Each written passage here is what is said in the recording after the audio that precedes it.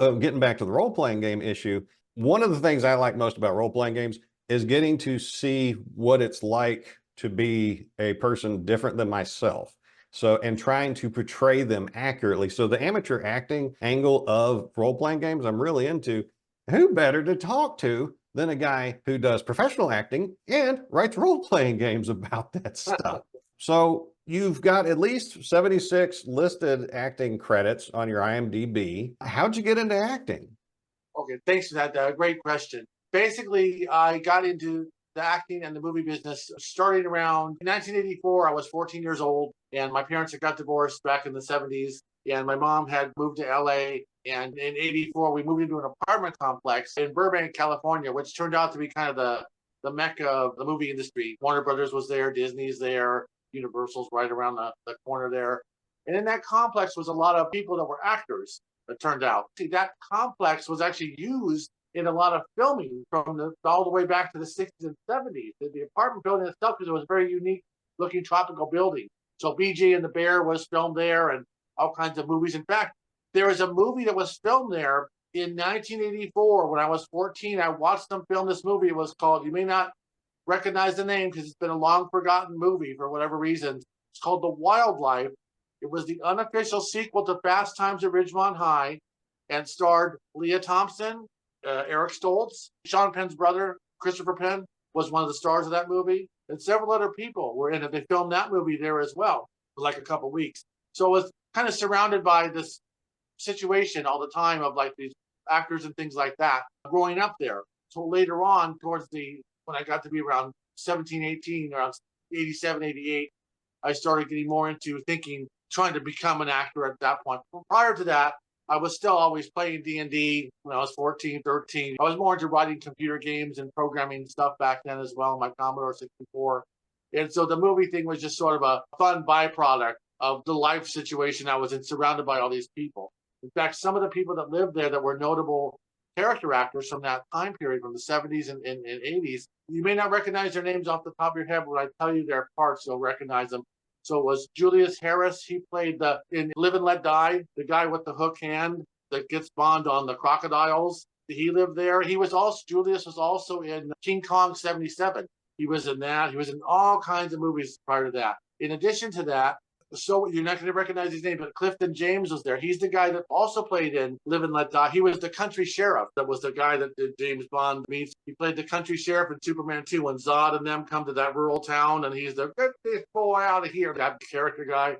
So all these people kind of lived there, and I grew up around them. So it was just sort of a little extra thing. And then around the late 80s, around 80, 89, I started getting interested in another young kid moved in that was my age, and in that time period also, and his mom was in Batman. I think it was 2 episodes of Batman's the 70s show. She played the woman, Baby Jane Townsend or whatever, the blonde woman in like the episodes of Batman. So his mom, that's basically how I got connected into the thing, was because they moved in there, and my friend Ben was her son. He was my age. He said, "Hey, let me take this acting class with this guy named Virgil Fry." He became my acting teacher at the time, and he had an acting class in his house. And Virgil was an old like 60s, 70s, 80s actor, early 90s actor. He's like a Charles Bronson type guy. And once again, you may not recognize his name, but his daughter was Soleil Moon Fry, the girl that played Punky Brewster on the hit show in the 80s. I started going to his class 3 times a week. They had classes on Monday, Wednesdays, and Fridays, and I would go attend his classes. Another one of his students back then, but this guy was working all the time, was Malachi from Children of the Corn, the redhead guy. You may not recognize off the top, but if you're familiar with Back to the Future. Okay. Oh, yeah. Very end, when George was trying to dance with Lorraine at the very end before he can kiss her, and this asshole shows up with the Scram McFly, I'm cutting in. That's Courtney. That guy was in my acting class at the time. Plus, he was in Colors, and so was Virgil was in Colors with Sean. So it's kind of surrounded by all these people and stuff. So that's how I got in, just by virtue of living in a complex where there was a lot of actors, and as a byproduct, I suddenly got kind of swept up into that mindset that let's be in the movies or whatever, that kind of thing. That's really cool. What was the name of the apartment complex? Oh, at the time, it was called the Equestrian Apartments. Nowadays, it's called the 1200. They changed the name of it. But back then, in the 80s, it was kind of like a rundown looking 19. In the 80s, it still looked like from the 70s. paint was peeling. It was kind of a run-down place, really, at the time. Then in the early 90s, they renovated it and made it look much nicer. So it's funny because now on YouTube, you can find guys doing filming locations of the Wildlife movie, and they'll show clips from the Wildlife movie back in '84 of what the apartment complex looked like. And then they went in there in modern day and filmed the modern day version of that apartment complex where I grew up. And it looks totally different, of course, from the 80s version. It looked like really shitty because back in the 80s, we didn't think of it that way. We didn't think this was a shitty building.